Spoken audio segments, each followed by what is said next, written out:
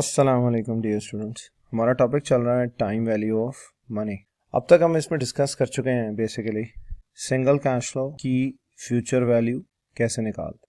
अब हम डिस्कस करेंगे इसी के अंदर सिंगल कैश फ्लो की प्रेजेंट वैल्यू कैसे निकाली जाए। तो प्रेजेंट वैल्यू को फाइंड करने के लिए जो फ्यूचर वैल्यू का फार्मूला है हम उसी को मॉडिफाई करेंगे। फ्यूचर वैल्यू का फार्मूला था F V is equal to P V into 1 plus R raise to power N. तो जनाब अगर हम प्रेजेंट वैल्यू फाइंड करना चाहते हैं तो लेफ्ट हैंड साइड पे चल जाएगी और future value right hand side पर आ जाए।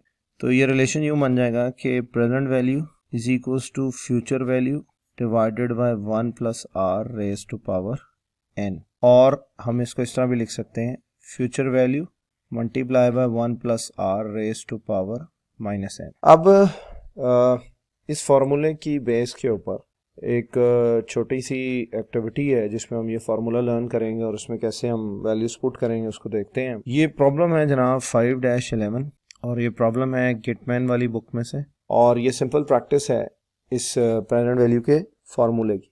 For each of the cases shown in the following table calculate the present value of cash flow discounting at the given rate assuming that the cash flow is receive at the end of the period noted. तो simple सी बात है, वो कह रहा है कि जो हमें कैश फ्लो दिए गए हैं इनकी प्रेजेंट वैल्यू फाइंड करनी है। इसका मतलब ये जो सिंगल कैश फ्लो आपको दिया गया है ये फ्यूचर वैल्यू, डिस्काउंट रेट से मुराद है आर और एंड ऑफ पीरियड ईयर से मुराद है एन।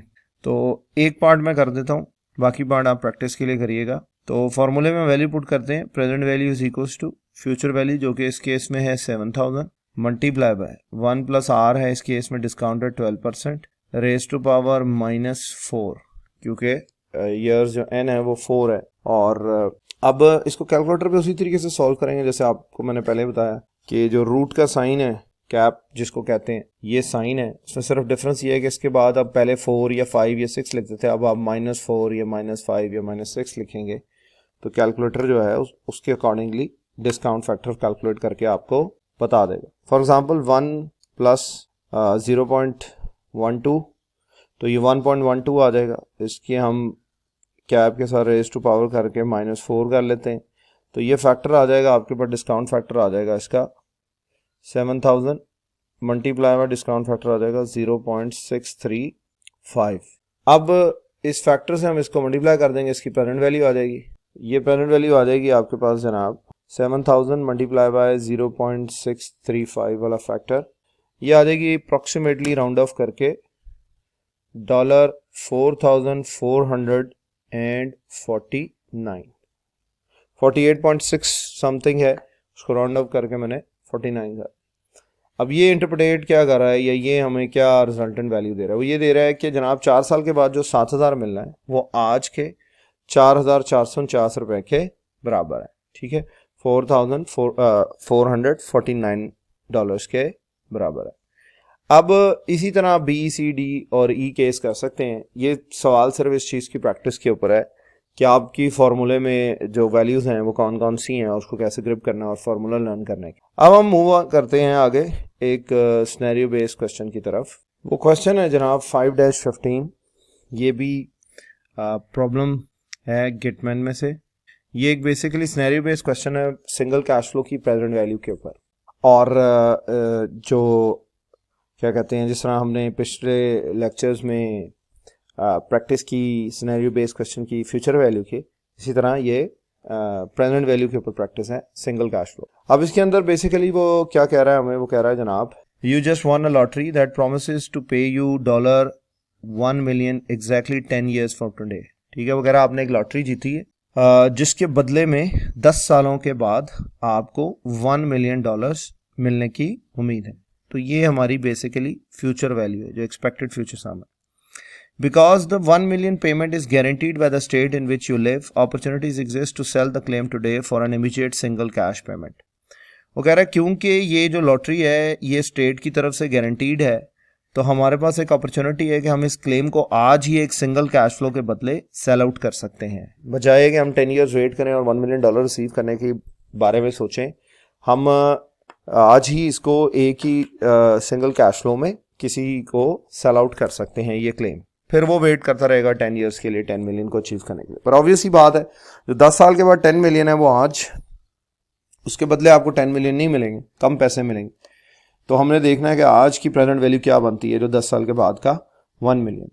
तो ए रिक्वायरमेंट में वो यही बात कर रहा है, ये 10 ईयर्स हमारे पास बेसिकली एन आ जाएंगे और यहाँ पर रेट दिया हुआ है रिक्वायरमेंट। वो कहता है what is the least you will sell your claim for if you can earn following rates of return on similar risk investments during the 10 year periods. ये उन्होंने हमें सिनेरियोज दे रहे हैं 3, जहां पर आर का रेट है, एक में 6%, एक में 9, एक में 12, और वो कह रहा है कि इस सिनेरियो में आप कितनी प्रेजेंट वैल्यू मैक्सिमम पे करने के तैयार होंगे इस क्लेम के, या रिसीव करने के लिए तैयार होंगे इस क्लेम के बदले, या इस क्लेम को कितने पैसों में आज आप सेल कर देंगे।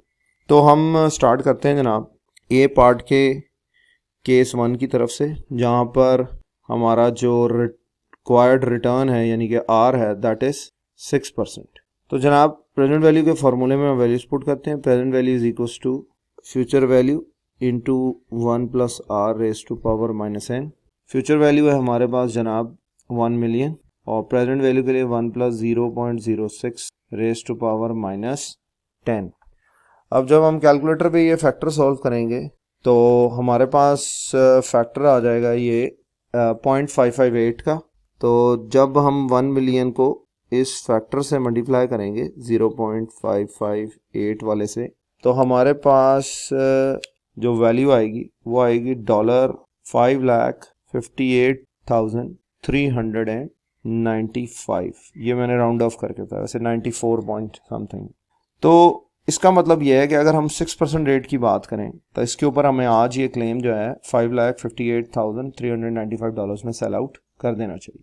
फिर दूसरे नंबर पे हमारे पास है जहां पर आर एस 9%। तो फिर हमारी प्रेजेंट वैल्यू क्या बनेगी, वो बनेगी जनाब 1 million into 1 plus 0.09 raise to power -10। इसी तरह हम जैसे 6% का फैक्टर निकाला था, हम 1.09 का फैक्टर निकाल लेंगे एट 10 ईयर्स, तो ये 0.422 आ जाएगा। और जब इसको हम 1 मिलियन से मल्टीप्लाई करेंगे तो ये हमारे पास आ जाएगा जनाब $4,22,411। ये भी मैंने राउंड ऑफ किया, ये 410 पॉइंट समथिंग बन रहा है। उसके बाद तीसरे केस में वो कहता है कि जब आर जो है वो 12% हो जाए, फिर कितना यानी इसके लिए हमें क्लेम करना चाहिए। तो फिर हमारी प्रेजेंट वैल्यू है 1 million multiply by 1 plus 0.12 raise to power -10। तो जिस तरह हमने 6 और 9 का फैक्टर निकाला था, हम 1.12 का यानी 12% का फैक्टर निकाल लेते हैं 10 ईयर्स का, वो आएगा 0.3219। तो 0.322 भी कर सकते हैं आप इसको अगर राउंड ऑफ करना चाहें तो ये जनाब आपके पास 0.3219 आ गया। 3 डिजिट्स भी ले लें तो 2 कर लें इसको। जब हम इसको 1 मिलियन से मल्टीप्लाई करेंगे तो ये वैल्यू आएगी अप्रॉक्सीमेटली हमारे पास 3,21,973। अब जनाब हम अगर ऑब्जर्व करें तो हमें यहाँ क्या पता लग रहा है कि जैसे जैसे हमारा रिक्वायर्ड रेट इंक्रीज कर रहा है, हमारी जो प्रेजेंट वैल्यू का क्लेम है इस लॉटरी का वो कम होता जा रहा है। बिकॉज जब आर इंक्रीज कर रहा है तो हम ये कह रहे हैं कि इन्फ्लेशन तेज़ी से इंक्रीज कर रही है, तो इन्फ्लेशन जितनी तेज़ी से इंक्रीज कर रही है तो 10 साल के बाद वाला जो पैसा है उसकी आज के ज़माने में वर्थ उतनी ही कम होती जा रही। अब बी पार्ट में वो कह रहा है कि रीवर्क पार्ट है under the assumption that 1 million payment will be received in 15 rather than 10 years. अब वो कह रहा है कि बी पार्ट में आप ये ज्यूम करें कि ये 10 के बजाय जो एन है वो 15 ईयर्स है। ठीक हो गया। तो जनाब बी पार्ट में अगर हम आते हैं तो जहाँ पर पार्ट 1 में हमारे पास आर 6% है और एन 15 ईयर्स है, तो ये डाटा हो जाएगा present value is equals to 1 million into 1 plus 0.06 raise to power -10 के बजाय -15। तो ये बिकम हो जाएगा आपका तकरीबन फैक्टर जो है, जो कि पहले आया था 0.558, ये अब बन जाएगा जनाब 0.417। तो आप गौर कर सकते हैं कि ये फैक्टर मजीद गिर गया है। वो रीज़न ये है कि टाइम भी इंक्रीज होने से क्या हो रहा है, इसे भी हमें यही पता चल रहा है कि जब टाइम भी इंक्रीज होगा तो प्रेजेंट वैल्यू कम हो जाएगी। बिकॉज जितनी देर बाद कैश फ्लो अकर होगा उतनी ज़्यादा उसकी परचेजिंग पावर गिर चुकी होगी। तो हम इस फैक्टर को मल्टीप्लाई कर देते हैं 1 मिलियन के साथ, तो ये हमारे पास बन जाएगा जनाब $4,17,265। इसी तरह इसके दूसरे पार्ट में जहाँ पे R 9% है और N 15 ईयर्स है, तो हमारे पास प्रेजेंट वैल्यू हो जाएगी जनाब 1 million into 1 plus 0.09 raise to power -15। तो जनाब फैक्टर आ जाएगा 1.09 रेज टू पावर -15 का 0.2745। तो जब हम इसको 1 मिलियन से मल्टीप्लाई करेंगे तो हमारा आंसर आएगा जनाब $2,74,538। अब जब थर्ड केस में हम जाएंगे तो R हमारे पास 12% हो जाएगा और N हमारे पास 15 ईयर्स रहेगा। तो फिर प्रेजेंट वैल्यू हो जाएगी 1 million into 1 plus 0.12 raise to power -15। तो जनाब 1.12 रेज टू पावर -15 का आपका बन जाएगा फैक्टर 0.182। तो 0.182 के फैक्टर को, डिस्काउंट फैक्टर को जब हम 1 मिलियन से मल्टीप्लाई करेंगे तो हमारा आंसर आ जाएगा $182,696। तो जनाब अगर हम गौर करें तो हमें क्या नज़र आ रहा है कि इधर 10 ईयर्स के ऊपर 3,21,000 समथिंग था या 1,82,696। तो इससे हमें ये पता चल रहा है कि हर सेम रेट पे जब हमने n को इंक्रीज कर दिया, यहाँ पर 4,22,000 था या 274 समथिंग हो गया, यहाँ पर 5,58,000 था या 4,17,000 हो गया। तो बी केस में भी हमें ये नज़र आ रहा है कि n का भी इन्वर्स रिलेशन है प्रेजेंट वैल्यू से। जब n इंक्रीज होता है प्रेजेंट वैल्यू डिक्रीज होती है और वाइस वर्सा। तो सी पार्ट में वो यही थ्योरी पूछ रहा है। On the basis of your findings in part A and B discuss the effect of both the size of the rate of return यानी R का impact and the time until receipt of payment on the present value of a future sum. कि present value पे क्या effect आएगा n का और time का यानी n का और R का। तो वो दोनों का केस में हमें सेम यही समरी नज़र आ रही है कि जनाब size of rate, size of required rate यानी कि R have an inverse relation with present value of a future some.